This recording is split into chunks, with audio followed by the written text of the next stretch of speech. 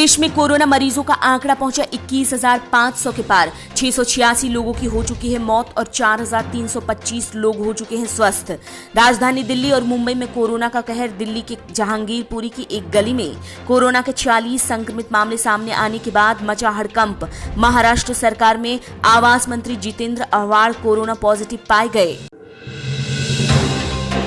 केंद्रीय स्वास्थ्य मंत्री डॉक्टर हर्षवर्धन ने बताया, हर रोज 55,000 कोरोना टेस्ट करने की हमारी क्षमता हो गई है।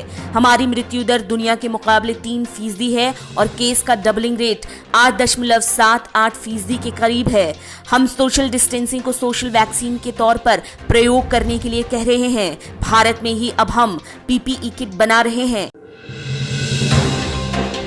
कोरोना की जांच के लिए इस तरह की पहली mobile virology research and diagnostic laboratory का रक्षा मंत्री राजनाथ सिंह ने उद्घाटन किया, जिसे कोरोना के संक्रमण की तेजी को देखते हुए रक्षा से जुड़े रक्षा अनुसंधान एवं विकास संगठन ने बनाया है। कोविड-19 की स्क्रीनिंग के साथ रिसर्च की जा सके, इसके लिए इस लैब को तैयार किया गया है। 1 से 2,000 सैंपल की जाँच इसमें हर दिन की जा सकेगी। दवाइयों के मोर्चे पर देश की तैयारियों की समीक्षा के तौर पर ऐसी 55 दवाओं की केंद्र सरकार ने लिस्ट बनाई है, जिसकी कोरोना मरीज को ICU में जरूरत पड़ सकती है। ऐसी 97 जरूरी दवाओं की लिस्ट भी बनाई गई है, जिनकी आगे के 3 महीनों में जरूरत पड़ सकती है। इनमें एंटीबायोटिक्स, वैसोप्रेसर्स, दिल की बीमारी में इमरजेंसी की दवा, दर्दनाशक दवाएं, मांसपेशियों के आराम की दवाएं, मिर्गी की दवाएं शामिल हैं। कांग्रेस नेता राहुल गांधी ने दावा किया है कि दिहाड़ी मजदूरों में भूखमरी की नौबत आ गई है। उन्होंने ट्वीट कर लिखा कि रोज की रोटी कमाकर जीवन चलाने वाले लॉकडाउन से भूखमरी का शिकार हो रहे हैं। झुंझलाहट और नफरत से समस्या का समाधान नहीं होता। सरकार की प्राथमिकता हमारे बेसहारा भाई बहनों को इस संकट में अन्न और जीविका की सुरक्षा देने की होनी चाहिए।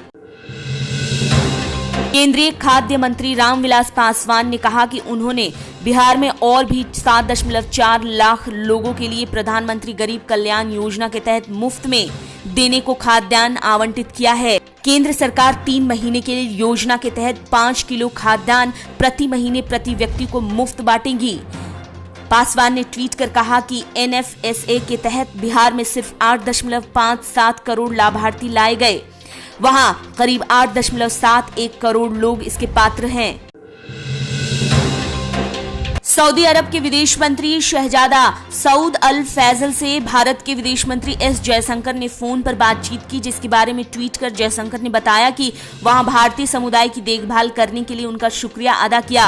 साथ ही स्वास्थ्य और खाद्य सुरक्षा तय करने को लेकर भी चर्चा की गई। जयशंकर ने बताया कि भारत के लोगों की देखभाल को लेकर ओमान के विदेश मंत्री यूसुफ अलावी से भी बात की गई।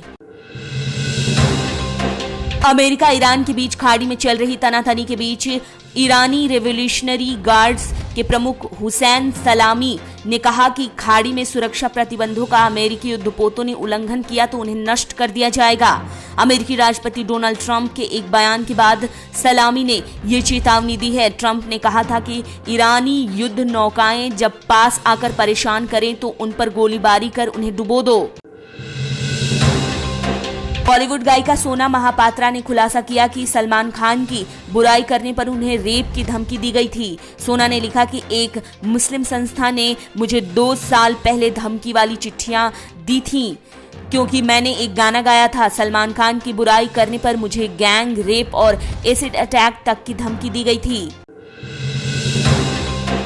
कोरोना वायरस महामारी से लड़ने के लिए टीम इंडिया के लेग स्पिनर युजवेंद्र चहल और शतरंज खिलाड़ी विश्वनाथन आनंद ऑनलाइन शतरंज खेलकर फंड जुटाएंगे, जिसे PM केयर्स फंड में दान किया जाएगा।